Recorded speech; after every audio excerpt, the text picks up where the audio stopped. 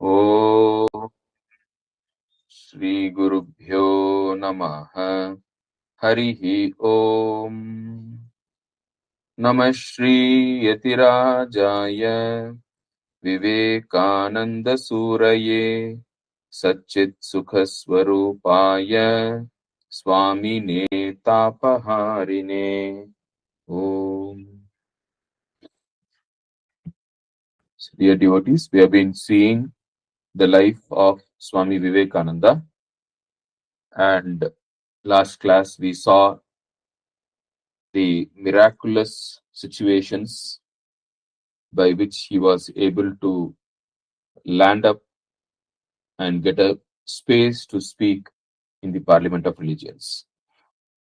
Like, he had gone as an unknown monk without any invitation and landed up in the US long after the date of the closing for registration was over, without knowing anyone, just landed up there. And by a series of miracles, we can say, he met Miss Catherine Sanborn in the train from Vancouver to Winnipeg, and then from there he went to Chicago. She gave him her address in Boston, and Swamiji went to Chicago. He found that the cost was too high, and still it was more than 1.5 months for the conference to start. So, looking for a cheaper accommodation, he went to Boston, stayed with Catherine Sanborn, and as a coincidence, she arranged for a talk at a women's club in Boston. And as a coincidence, the wife of the Harvard professor, she attended it, and then he came to know of the professor, and then he gave introduction to Swamiji, and he got him enrolled as a speaker in the Parliament of Religions. And then again, he lost his money, he lost the invitation letter, everything, and again, miraculously, he was picked up from the street by Mrs. Hale, and she took him. She got fresh, gave her husband's clothes, got him freshened up, gave him breakfast in her house, and then she took him and registered him at the Parliament of Religions just in time before it started, right? Just the previous day. And so such a miraculous series of circumstances led him to speak there, and this unknown speaker who got enrolled at the last moment, he stole the show there. And so at the Parliament of Religions, he was undoubtedly the most famous speaker. All the newspapers, they had great words about him. And the Parliament of Religions started on September 11th and finished on September 27th, sorry. Finished on September 27th, almost 15-16 days. And after that came the Swamiji's work in the US, which we will see from now on.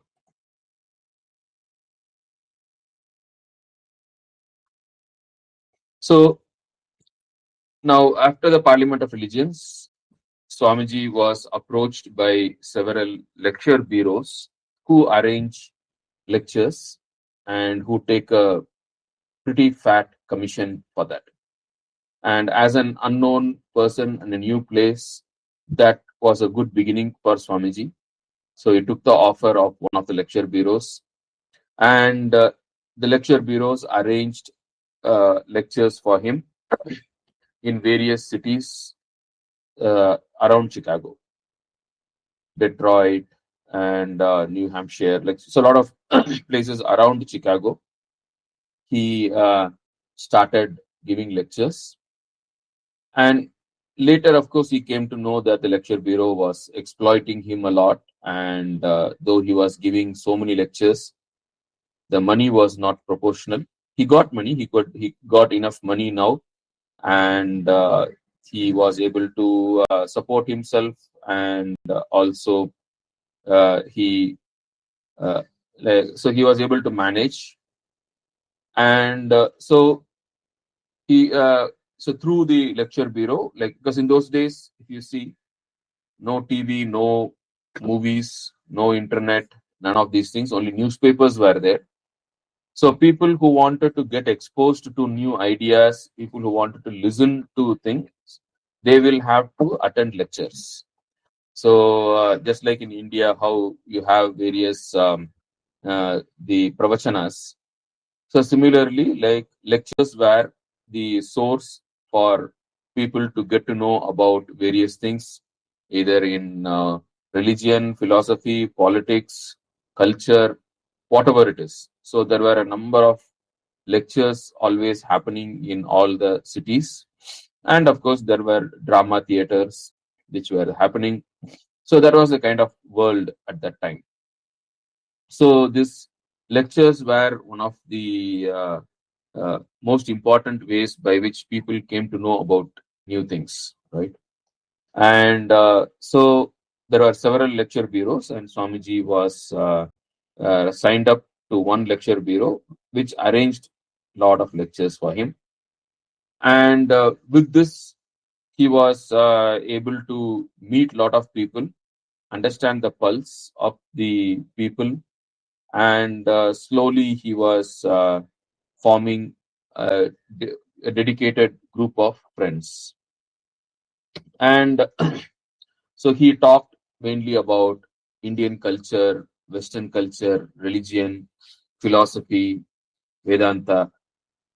A lot of people were quite interested in what is India, how it is, and what is the Indian culture, and a lot of interesting things. And during this time, he had to face a lot of difficulties from the Christian missionaries. The Christian missionaries, they were doing a lot of conversion work in India, and for that they needed a lot of money. And so that money they wanted to collect from US and Europe, and to encourage the people to give money, they had spread all kinds of wrong information about India and Indian culture among the Americans and Europeans, so that, citing that they are here, they are going to India to bring culture to those people, they spread a lot of wrong information. For example, they spread information like, in India, people live on trees, people throw their children to crocodiles, like all kinds of wrong depiction. And a lot of places, Swami Vivekananda was shocked by the questions that people ask. They ask them like, why do Indian husbands burn their widows, burn their wives? Like, why do Indian husbands burn their wives? Why do Indian parents throw their children to crocodiles to eat? And like, all kinds of questions people used to ask Swamiji. And so there is a very beautiful interview where one a newspaper journalist, he asked such questions, and then Swamiji explains to them, no, that is not the case, and it is false thing. And finally, Swamiji closes the uh, interview by saying, so you see, like, we don't burn our wives, and neither do we burn our widows, and neither do we burn our witches. Sorry. So Swamiji closes it saying, we neither burn our wives nor we burn our witches, and pointing to the huge number of witch burning which was happening in England in the in the 1600s, right? Like 1650, around that time, like England was very famous for witch hunting, and any woman who doesn't look beautiful was burnt and alive by by a very horrible history which Britain had. And Swamiji pointed out to those, and he used to, like, point out their faults, and while defending the Indian culture. And he represented the high culture of India. He told a lot of stories about in from the Ramayana, Mahabharata, Savitri, Damayanti. So, lot, and he really put Indian culture on a positive note among the Americans. And obviously, like, this went counter to the propaganda of the Christian missionaries, because they have been trying to spread an impression, a propaganda that India is a very, very primitive place, and like all kinds of bad, inhuman things happening there. And when Swamiji gave the true picture of India and the Indian culture, now, like, obviously the Christian missionaries did not like it, and they spread all kinds of slander against him, saying that he is leading a very immoral life, and those things. And then they even spread that back in India, that so all kinds of slander and everything campaign was there. And they used to interrupt, try to block his lectures, try to get them cancelled, and by spreading all kinds of wrong information. So many things happened, and Swamiji's disciples in India, they countered it. And so what people like Alasinga Perumal and they did was, they conducted public meetings in India, in Madras, Calcutta, and such places. And they got uh, the famous and influential people of India, the high society people, like the mayors and the university professors and such people. And they conducted thank you meeting, like meetings in gratitude of Swamiji's work in the US, because the news of the Parliament of Religions and Swamiji's great success in the Parliament of Religions had reached India through various newspaper clippings and all that. And so the Swamiji's devotees and disciples in India, they conducted public meetings thanking Swami Vivekananda, and also talking about Vivekananda's success there, and then reading out from his talks and from his messages. And Swamiji also used to send some clips of the good news which is published by the US newspapers.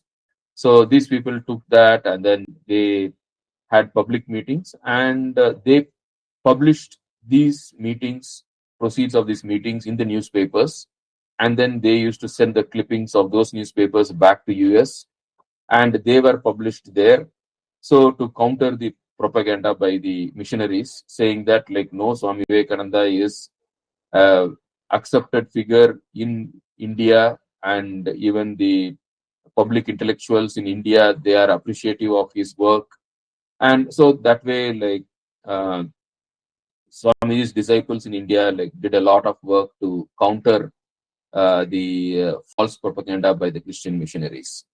And then slowly, it took long time, and then slowly, as Swamiji's name started to spread in a positive way, and when people came to know uh, by all these things the real story, then slowly the Christian missionaries started backing out, and say they stopped their nefarious works. And there were other churches like Unitarian Church, and like, who were very supportive of Swamiji's works, and many of his talks were actually in churches in the US, as churches, and then lecture halls, and then parlors of scholars. So a lot of places Swamiji was giving talks. And so He was in correspondence with them, and yeah, so the appreciation, congratulations was done here in India, and he met a lot of influential people like Robert Ingersoll. He was very famous agnostic, and so when he listened to Swamiji's teachings, and he was really surprised, and he was pretty like he said, like, if you had come a few decades back, this would have been very dangerous to talk such things. At least now, US has slightly opened up, and and there are a lot of interesting conversations between Robert Ingersoll and Swamiji, and some interesting incidents. So once when Swamiji was giving a talk in a western town, okay, this term West is something which is very interesting in the US. Now, when we say West in the US, it is the west of Boston, New York, Washington, the DC, those areas, because that was the original US during the independence of the US in 1776. So, like, no, it is not the western coast. Like when you say western US, it is not California or like Washington State or any of those regions. It is the what is called as the Midwest, which is the uh, regions which are slightly west of Chicago and the eastern part of the US, because originally US, that was all that US was, but still the name Western is still stuck. So so it's actually like, the middle, almost even the mid east of the US is what is called the Western US. Okay. So he was giving a lecture, and that place was known for like hardy cowboys with very sharp shooting skills. And Swamiji was giving a lecture on courage and concentration and immovable, like not being shaken by anything. And so, hearing this, they invited Swamiji to their village to give a talk, and there, like, there were audience who were assembled together, and like, there was no stage or anything. It was a village, and they had to uh, invert a tub, and that was all the high pedestal that they could arrange. So Swamiji gave a lecture standing on an inverted bucket, uh, a big wooden bucket, a barrel kind of thing. So they inverted it, and standing on an inverted bucket, Swamiji was giving a talk. And when Swamiji was giving a talk, some of these cowboys, like, they shot straight at Swamiji with the bullets flying across his ears. And Swamiji was, like, absolutely unperturbed, and he knew that these guys don't mean any harm, and they are sharp shooters. And Swamiji just continued giving the lecture without bothering about these people, and they were quite impressed. They said, like, how can you have so much control over your emotions and over your reflexes, and continue to give a talk even when we were firing shots around your head. And Swamiji said, like, yeah, by concentration, anything is possible. Like, and they were really impressed by Swamiji's total mastery over his system, over his mind.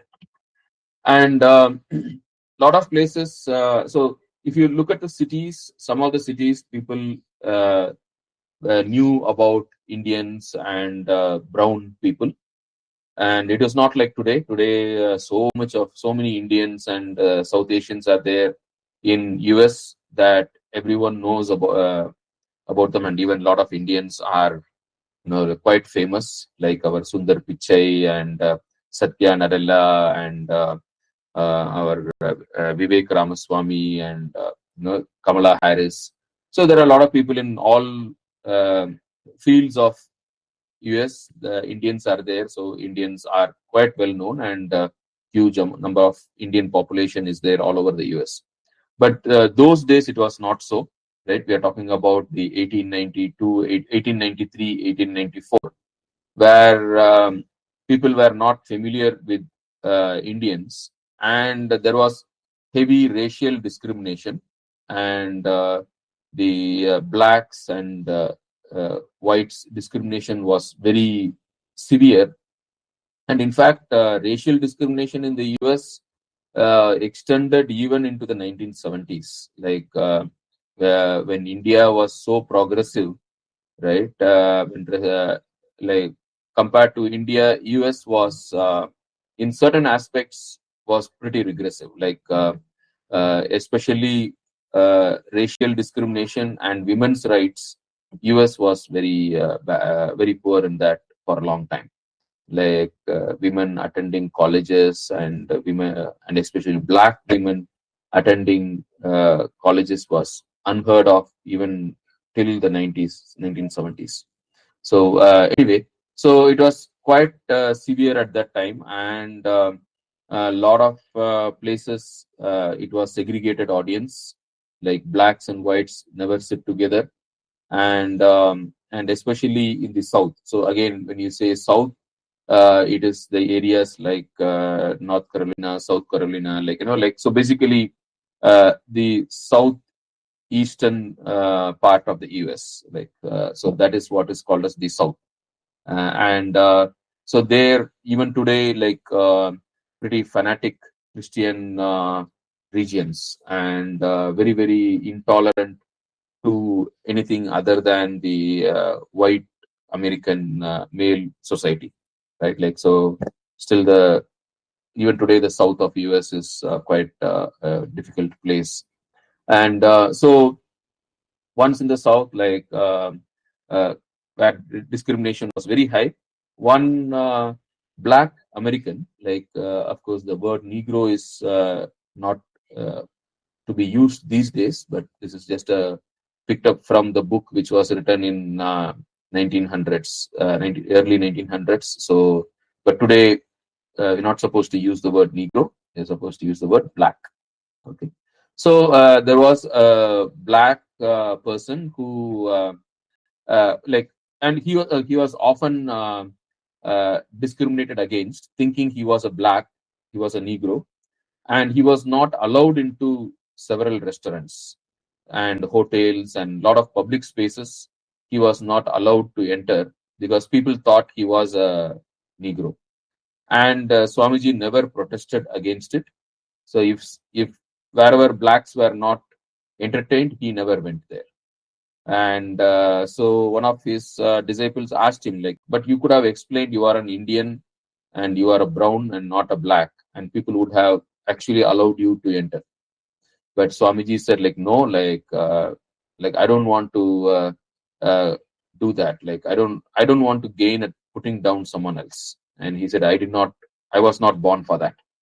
And so he never tried to call himself as brown and take advantage over places where blacks were not allowed.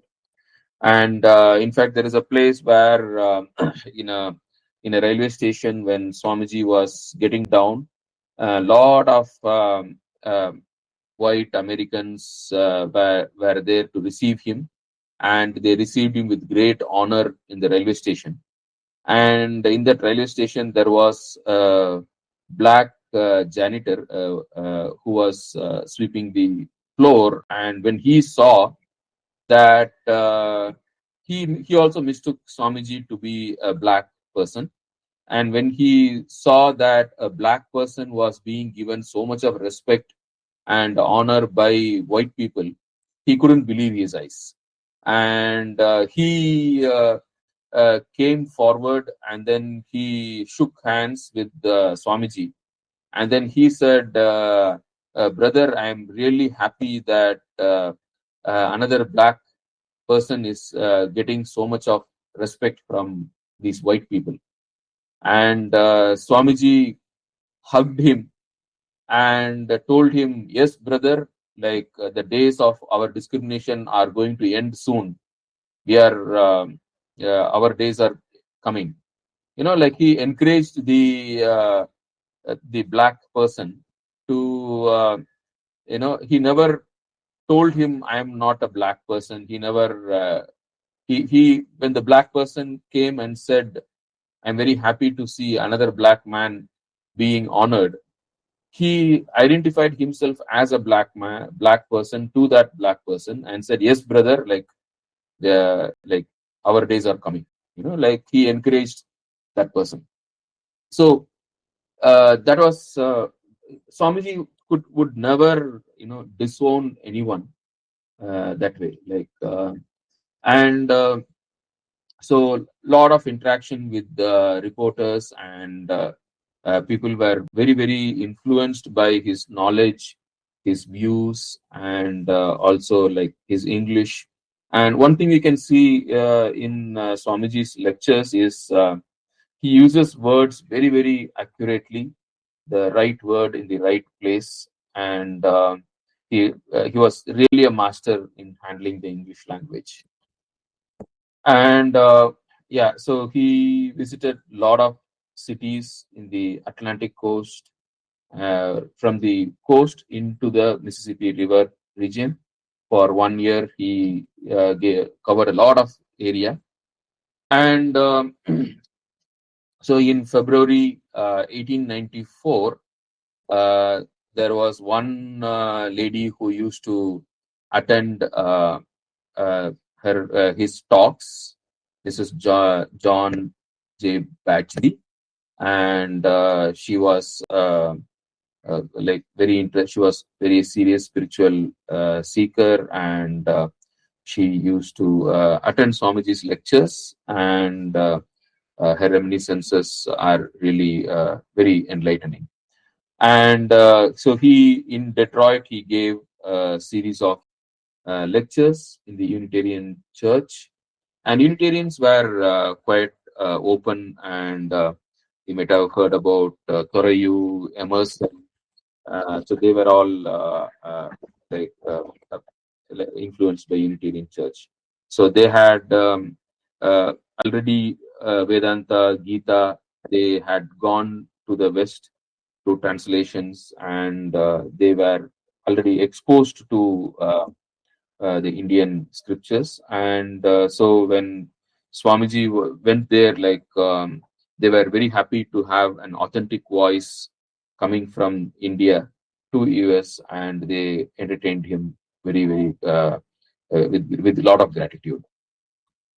And and by this time, Swamiji had freed himself from the lecture bureau, and he was free to give lectures wherever he wants on his own. And he had also formed a very good group of people who used to attend his lectures through the lecture bureau, who were now in direct contact with Swamiji, and they arranged lot of lectures and talks.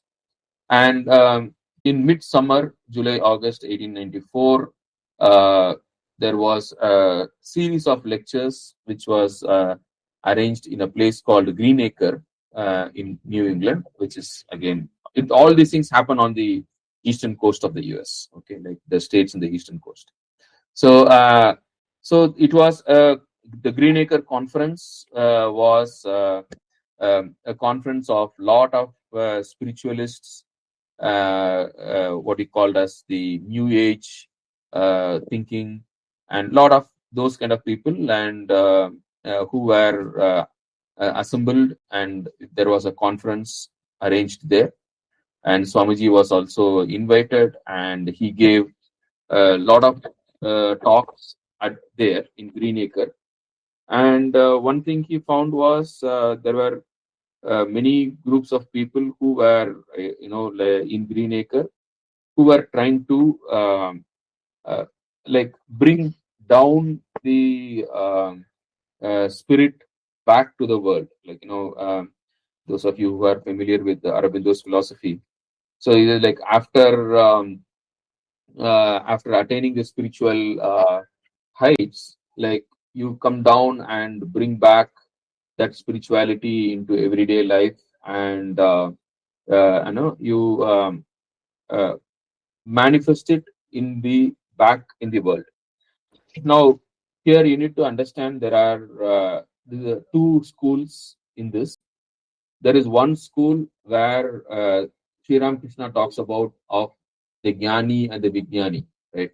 So after attaining the highest spiritual realization, how the Jnani comes back and accepts the entire humanity, entire world as a manifestation of God, and then he continues to see God in the form of this world. Now that is Sri Ramakrishna's uh, way of the Vijnani, which is ascribed to a lot of schools like Shankara, Vivekananda, Chinmaya. Like, so basically, like after attaining the heights of spiritual realization, you reconcile the world as a manifestation of God without losing any spiritual fervor. So Swami Ashokananda is called as spiritualizing everyday life, right? So you spiritualize everyday life and you see the world as a manifestation of the God, and then you still continue to have jnana, bhakti, vairagya, and you proceed. Now, this is the school of thought which Sri Ramakrishna promoted and Vivekananda also propagated. Now, there is another school of thought where the spirit is dragged into the world, and like they kind of advertise saying, okay, by becoming spiritual you can get lot of good health, you can make lot of wealth by being spiritual, you can your relationships will improve by following a spiritual life. Like, that's a kind of we would say uh, misinterpretation, misrepresentation of spiritual life, which is promoted by some organizations, so which is not in line with Swami Vivekananda. So, so Swami Vivekananda found that there were some groups who were in Greenacre who were trying to do that, and there are a lot of groups even in India, like the Theosophical Society, who try to you say like uh, they try to utilize spiritual realization for material benefits, which is exactly completely missing the point. So it's a very important thing that so here is some excerpt from Swamiji's letter, and when he saw these people, he has given some comments on that. He says uh, he talks about these people. He says, "You are good and noble. Instead of materializing the spirit, dragging the spiritual to the material plane as these fellers do, convert matter into spirit, catch a glimpse at least every day of that world of infinite beauty and peace and purity and spiritual, and try to live it day and night." So he says, like, don't corrupt uh, spiritual life by materializing it, right? Whereas you elevate material life to the spirit. That is what you need to do. So he says, I want nothing but thee, nothing but thee, nothing but thee, O Lord. Right. So basically, like, thou art my father, thou art my mother, my husband, my love, my Lord, my God. Right. So basically, like, we have the Sanskrit stotra like Tumeva Mata, Tumeva Pita cha, Tumeva Vidya, Dravinam Tumeva, Tumeva Bandhu Sakha Tumeva, Tumeva Sarvam, Mama Deva Deva. So he translates that and says, this is the spirit. Like, so you elevate the world to the spirit and don't bring down the spirit to the world. Right. So he says, if there is glory in keeping the machine in good trim, it is more glorious to withhold the spirit, the soul, from suffering from the body. Stick to God. Who cares what comes in the body or anywhere? Right. So do not go for glass beads, leaving the mine of diamonds. This life is a great chance. What seekest thou the pleasures of the world? He is the fountain of all bliss. Seek the highest. aim for the highest, and you shall reach the highest. So Swamiji was against bringing down the ideal and trying to uh, popularize or trying to even uh, attract people towards spiritual life, showing material benefits. That he was against it. So the matter is the means, and the spirit is the end. Like we should not invert it, right? So that was something which was very uh, he he found in, so there were some groups in the Greenacre Conference, so-called spiritualists, who were actually, like, trying to exploit spiritualism for material ends, which Swamiji opposed it. And so he got exposed to a lot of different kinds of people and different kinds of thought, and he got a lot of uh, followers in the Greenacre Conference. And so in the Greenacre Conference, he met Dr. Louis G. James, and so and he wanted Swamiji to give a series of lectures in Brooklyn. He was a part of Brooklyn Ethical Association, and Brooklyn, as you know, like, it's a suburb of New York. And so now this was a turning point in Swamiji's life in the Vedanta work in America. And he gave a series of lectures in the Brooklyn Ethical Association, and that went into regular classes and public lectures. So he used to give a series of public lectures and also regular classes. And now what Swamiji did was very interesting. So he used to have give public lectures on topics like Indian culture, art, Indian history, and those kind of uh, secular topics, but which are very related to Indian culture and Indian life in general, and which were more like a kind of bordering between academic and popular culture. And those lectures were charged; they were for money. And like, he gave those lectures more as a means of, like, because the people who attended that, they were common people. I mean, people are not interested in spiritual life in particular, but who are scholars, academicians, and a lot of doctors and uh, people pretty rich and cultured, who are looking for to expand their knowledge on Indian culture and the rest of other ways of the world. And those lectures were charged. And whereas during the morning times, he used to give classes, regular classes on spiritual life, which were free.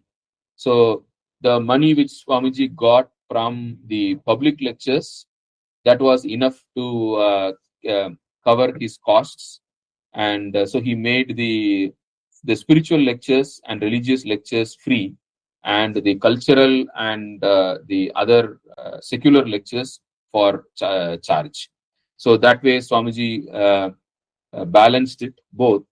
And so once, because a lot of people who attended his religious classes and the spiritual classes, like, they were, sometimes they were poor people who could not afford to pay also. So those Swamiji made them as free.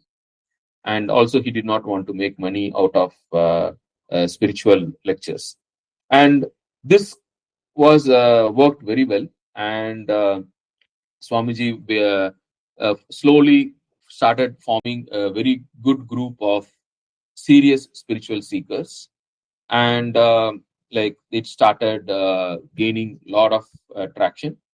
And so it was quite, it went very well. And he gave lectures to some agnostics, free thinkers, and he was able to uh, address even materialist people with showing them that the validity of spiritual life and the beauty of spiritual life.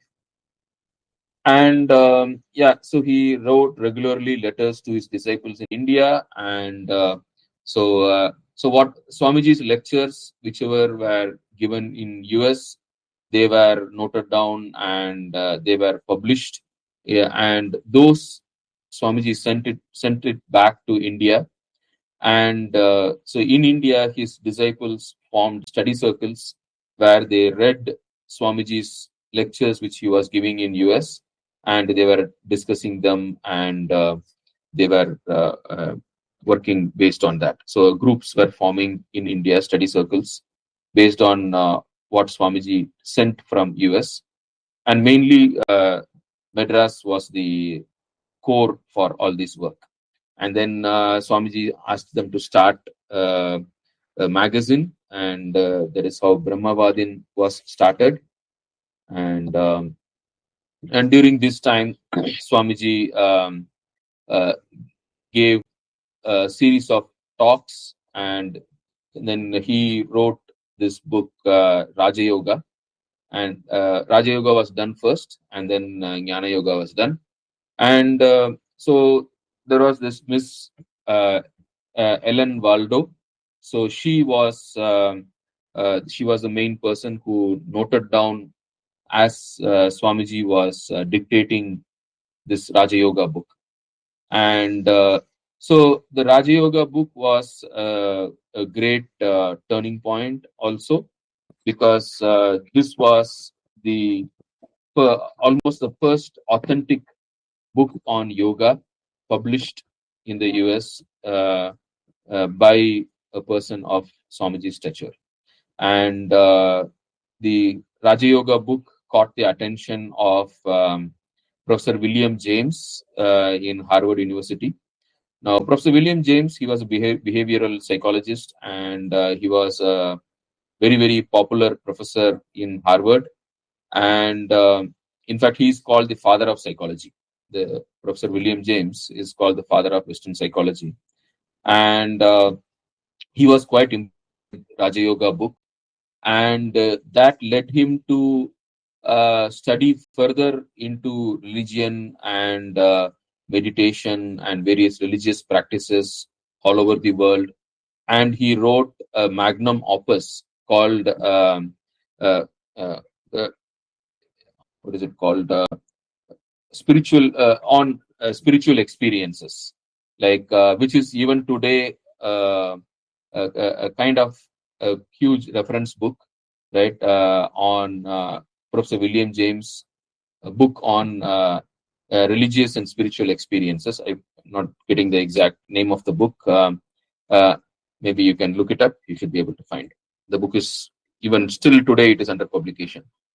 And that book was Varieties of Religious Experience. The book is called Varieties of Religious Experience by Professor William James. And that was almost the first book in that of that kind. And that book was inspired by his interaction with Swamiji after he read the Swamiji's Raja Yoga book. And even Leo Tolstoy, has great appreciation for this book on Raja Yoga. So that book became very famous, and then Swamiji wrote the book on Jnana Yoga, and that was also published. And then soon after that, Karma Yoga book was also published. So these three books were published by Swamiji under his direct attention, and it is the same form as it is now. So these started, and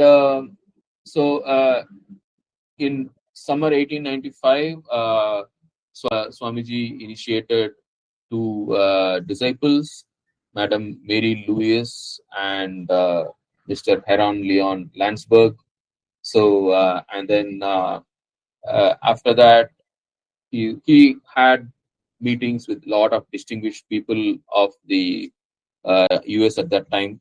Mrs. Volable, Ali Day, Nikola Tesla, Madame Calvé, like she was an opera singer. Like, so a lot of people had a lot of discussion, like even Salinger, right? Jerry Salinger.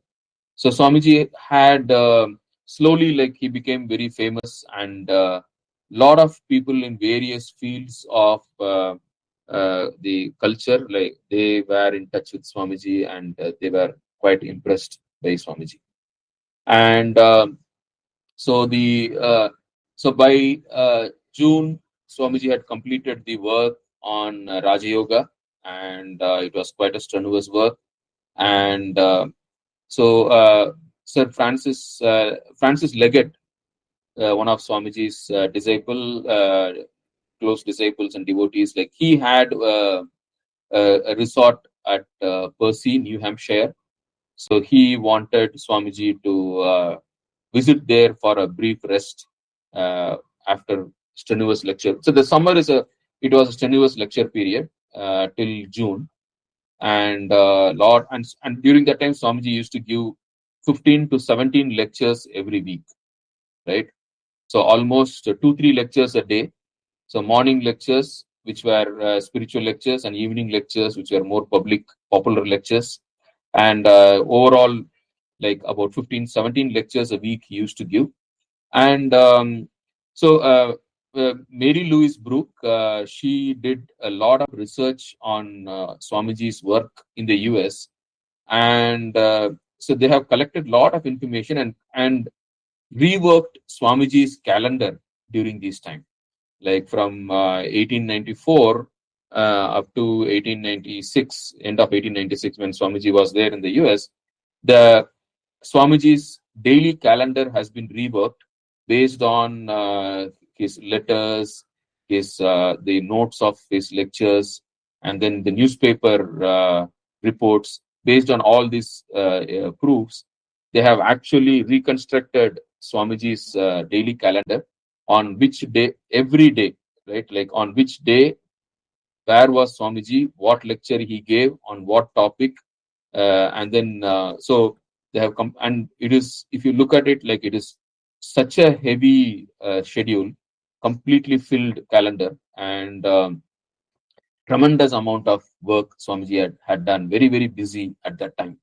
And that obviously took toll on his health. And so Francis Leggett asked Swamiji to take rest in Percy, and Swamiji took a brief rest there, and then he came back to New York, and then he was invited to spend to time to give a 7-week lecture series in Thousand Island Park.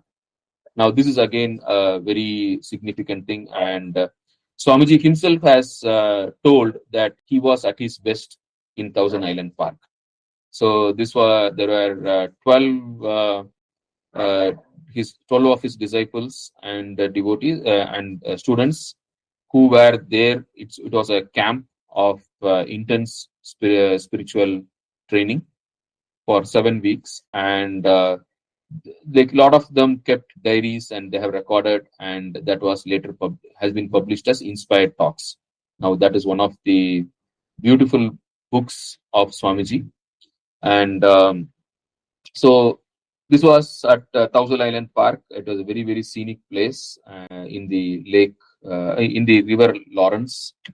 And then later on, like now, Swamiji wanted to form organization, and Swami Abhayananda is, I think, the name of Heron Leon Landsberg. I think, like, so, I think. I'm not sure, or Mary Louise Brooke, also one of his disciples whom he initiated into sannyasa, a Western devotee. And so he was thinking of like, so at this time he was mostly focusing on developing individuals and into spiritual life. And then it was slightly later that he started creating organizations. So till at this time, like, Swamiji was focusing on individuals and individual spiritual development at this time. And so after Thousand Islands Park, his some of the some of the students, they actually were came to New York from London, and also his name had already spread. His books were already published in London also. So they were the people, his devotees and disciples in London. They were calling him to come. Professor E.T. Stewart and lecturer, they called him, and they said they will arrange all lectures and stay everything in London. And Swamiji, in mid-August 1895, he sailed to London, and he went to Paris, and then he visited museums, churches, and again it was quite refreshing for Swamiji. Then after that he came to London, and a lot of classes, interviews, and many beautiful lectures. If you see in the complete works, they were during this time which he gave in London. And then he in London, he Mr. E.T. Sturdy, like he was the person who was mainly arranging all his classes, and he giving publicity and to a lot of people. And in London is where Miss Margaret Noble, later Sister Nivedita, she attended classes. She first met Swamiji here, and she was an Irish lady, and she was a woman of letters. She was uh, writing a lot, and she was very smart and very powerful, very active. And she came in touch with Swamiji. She was impressed. She became his disciple, and she later, when Swamiji came to India, she came with him and settled in India, and started girls' school. And she was an inspiration to the to these fighters. Lot of freedom fighters in India, they were inspired by Sister Nivedita.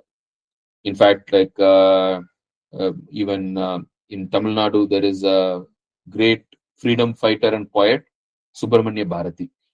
Now, before meeting Sister Nivedita, he was basically a nature poet. He was writing about nature, writing about God. And it was Sister Nivedita who told Subramanya Bharati to utilize his poetic skills for the freedom of the country. So it was only after inspiration by Sister Nivedita that Subramanya Bharati started writing about the freedom movement, and those poems of Subramanya Bharati again became a great inspiration for freedom fighters. And Sister Nivedita was in fact, like she used to run a lot of secret meetings of freedom fighters in various places, and she was coordinating the freedom movement a lot. And also, like during the plague and famine, like she did a lot of work for the Indian people. So anyway, like so Sister Nivedita, first time she came in touch with Swamiji during this time when Swamiji was giving lectures in London. And it was a great success, and he formed he got introduced to a lot of people who were serious spiritual seekers. And so he asked them to continue to meet and continue to study his works. So by now, like Swamiji had published some books, a lot of his lectures were published, so that there was sufficient material for running study circles using Swamiji's lectures and this printed material.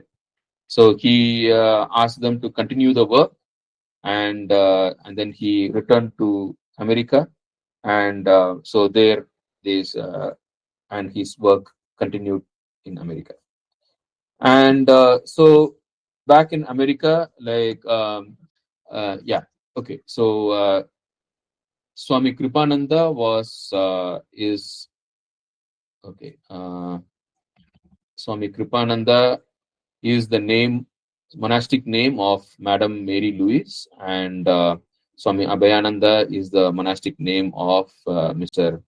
Herr Leon Landsberg. Okay, so those two were his first American monastic disciples, and so when Swamiji was busy in England, now his disciples Kripananda, Abhayananda, and Miss Ellen Waldo, like they were continuing to spread the Vedanta work in New York, and they were giving talks. And Swamiji had trained these people to independently conduct classes and give talks and spread the Vedanta teaching. And so they were doing this work in cities, and Swami Vivekananda was quite impressed that even in his absence, his disciples in America were able to continue his work. And then Swami Vivekananda continued to give lectures, and this was the time when Karma Yoga lectures were given. And around this time is when J.J. Goodwin, you can see the picture below, like this is J.J. Goodwin. So he joined Swamiji as a stenographer. So actually, like Swamiji, so till now, Swamiji's lectures were written down by his disciples and devotees, and Swamiji edited them, and then they were published. But then they found that the work is increasing, and they needed a professional stenographer. So they they put an advertisement, and J.J. Goodwin, he came, and he was interested to take up this job. And so once he started, when he saw what Swamiji was talking about, and the topic which was being there, he so he came as a professional stenographer for hire as a professional. But then he became Swamiji's disciple, and he stopped taking money for transcribing Swamiji's lectures after that. And many of Swamiji's lectures are available today because of J.J. Goodwin. So, he accompanied Swamiji back to India, and the entire Colombo to Almora lecture series that was transcribed by J.J. Goodwin. And he lived in India, and later he died in India, and his samadhi is in Ooty in Tamil Nadu. And so J.J. Goodwin, he's one of the main reason because of whom we have so much of Swamiji's lectures available even today in the book form. Okay, so we have to be greatly indebted to him for that. And then so several lectures were given during this time. And about Professor William James of Harvard, I already told to you. And and then several young men and women, they were interested in taking initiation, and they wanted to pursue serious spiritual life. And Swamiji formed them, gave initiation to them, and slowly it was forming into a Vedanta movement. And the Vedanta Society was registered in New York at this time, the Vedanta Society of New York, and to preach and practice Vedanta. And so Raja Yoga, Bhakti Yoga, Karma Yoga, these were published, and they received very favorable reviews during that time. And what you can see here, the picture above given here, this is the 1897 edition of the Raja Yoga book. So these books were directly published under Swamiji's supervision, and they popularized Swamiji's works, and they popularized Vedanta in America and England. Now, after this, like again, Swamiji again in summer 1896, Swamiji wanted to go back to England to see what is happening there. The work which he had started during the last when he was there, he he want he wanted to go back and see. And meanwhile, the work to support the work in London during his absence, Swamiji had brought in Swami Sharadananda from India to London. So he was working with his disciples in London, and he was continuing the work of Vedanta in London. And so when Swamiji went in summer 1896 to London, he met Swami Sharadananda there. So Swamiji had left India in the 1892, like 1893, right? Like in the May 1893, he had left. And after 3 years, this is the first time Swamiji was meeting one of his brother disciples. And he was very happy to meet Swami Sharadananda. And all this time, he had been all totally moving around only with Western disciples, and tremendous work he had done for the past 3 years. And so he met Swami Sharadananda. It was a very, very pleasant meeting. And so Mr. E.T. Sturdy, who last year introduced him, who actually, Mr. E.T. Sturdy was the one who brought Swamiji to England. Like he met Swamiji in US, and then he invited Swamiji to England and started the London work. And so again, when Sharadananda came to London, like Mr. E.T. Sturdy, he continued the work.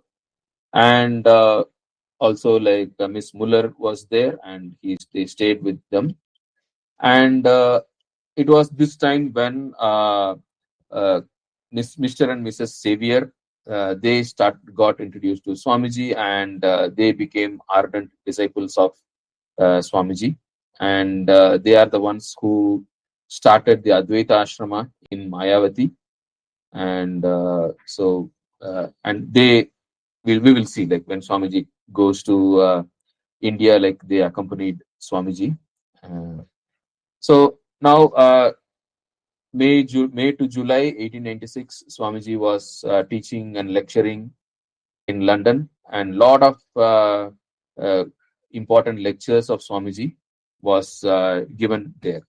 So there was this Royal Institute of Painters in watercolors, like that were in London, like where Swamiji's lectures were hosted.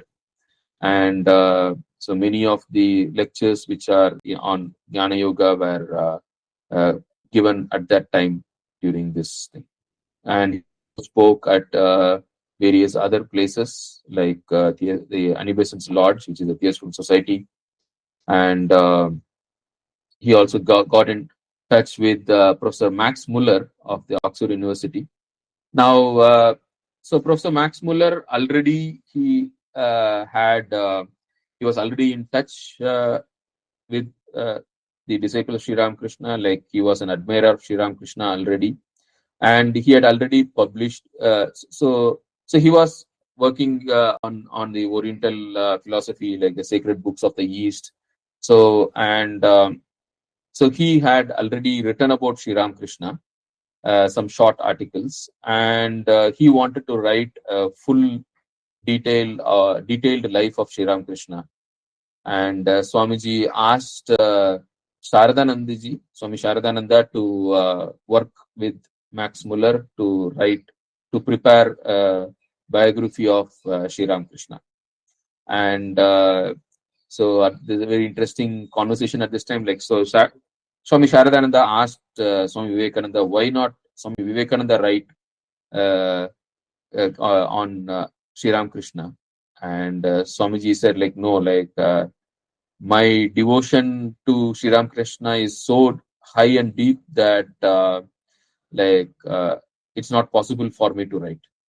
And so if I write, then it would be so powerful and deep that uh, people will be forced to accept Sri Ramakrishna as an incarnation. And Swamiji, he said, like, that would not be very comfortable for people like Professor Max Muller and some other Western people. Like, so Swamiji restrained from writing too much about Sri Ramakrishna.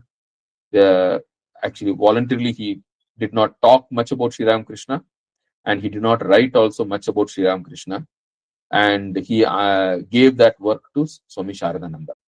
So Swami Sharadananda did uh, collected a lot of material, did a lot of research on Sri Ramakrishna to give to Professor Max Muller, so that Professor Max Muller wanted to write a biography. And later, uh, Swami Sharadananda expanded that, and then he wrote the magnum opus, The Great Master. So the seed for Swami Sharadananda's book, The Great Master, which is the authentic, full detailed biography of Sri Ramakrishna, was that seed was sown by Swami Vivekananda in London in 1896, where he asked Swami Sharadananda to prepare notes for Professor Max Muller to write a biography of Sri Ramakrishna. So it was started here. And yeah, so he worked here, and then so so that is when then Swami Vivekananda wanted to go back to India. And so he, in late July, he wanted, so he wanted a change. And so they want Xavier, like Captain and Mrs. Xavier, and also Miss Henrietta Muller, like, they suggested that Swamiji take a tour of the continent. So the continent basically means the continental Europe, as opposed to England. So Swamiji thought it was a good idea, and they visited Geneva, Comuni, and other places, and pretty beautiful places they visited. And so at that time, Professor Paul Deussen, he wrote to Swamiji, saying that he had already read many of Swamiji's books, and he wanted to meet Swamiji, but he was ill. He couldn't. Professor Paul Deussen could not travel. So, knowing that Swamiji was in the continent, he wrote to Swamiji asking him to visit him. So Swamiji took a detour. He went to Kiel, and there he met Professor Paul Deussen. And Paul Deussen was already a very well-known philosopher, and Swamiji had stayed with him for a long time. Several days they stayed together. They discussed philosophy, and they really enjoyed each other's company. And after that, Swamiji returned back to London and resumed his work. And again, a series of lectures, public lectures, and private classes, everything happened. And he gave systematic classes on Vedanta philosophy. And okay, already we are time. So let us quickly close this, so that I'll take a few more minutes, and then we can finish Swamiji's work in England. And so as time went on, like, Swamiji wanted to uh, go back to India. And so he expressed this idea. And Mr. and Mrs. Xavier wanted to accompany Swamiji. And so they, and along with J.J. Goodwin, so three people accompanied Swamiji right from England, Mr. and Mrs. Xavier and J.J. Goodwin. And his other disciples, they left after a few days, and then they directly joined Swamiji in India. Josephine MacLeod and Sister Nivedita, they came directly to India, whereas these three people started here. And there was a send off given to Swamiji, a grand farewell reception. Farewell was given on December 13th, and on December 16th, I think, is when Swamiji started. And so he wanted to go back to India and start the work there. And so they started first. So they went to Naples, and from Naples they started to Ceylon. And so they went from England to Dover, so Calais and Milan, and so for Christmas they were in Rome, interestingly. And so they visited Italy, and visited the Pisa, and all these lot of places, and they explored Florence. And so there we have seen Mr. and Mrs. Hale, the first lady who accommodated Swamiji. Like, so he unexpectedly met them there, and they spent a week in Rome during the Christmas, and he attended the mass at St. Peter's at that time, and he was quite impressed and also critical about the rituals. And the so he was Christ lived in poverty all through his life, and he was quite amused that in the name of Christ there was so much of show of pomp and wealth. And so he was quite uh, like amused at it. And then the ship came, and another interesting thing happened was when the ship was crossing the island of Crete. He had a vision of a sage who said that Christianity originated in Crete. And so Swamiji was has made a remark, and though Swamiji appreciated Christianity, Jesus, he is real. He talked a lot about the positive side of Christianity, and the real core spiritual value of the religion of Jesus. But then, like, about the historicity, like, he started questioning. But anyway, so he started. So from started from India, from London on December 16th, and then went through Europe, and Europe, Rome, all these places, and finally started to Ceylon from Naples on December 30. And so I think we'll stop here, and from next week we will see the series of Swamiji, how he traveled through India, and how he started the Vedanta work in India. So that we will see next week. We'll stop here. Om Namah Shri Yatirajaya Vivekananda Suraye Satchit Sukha Swarupaya Swamine Tapaharine. Om Tat Sat. Shri Rama Krishna Arpanamastu. Jai Ram Krishna.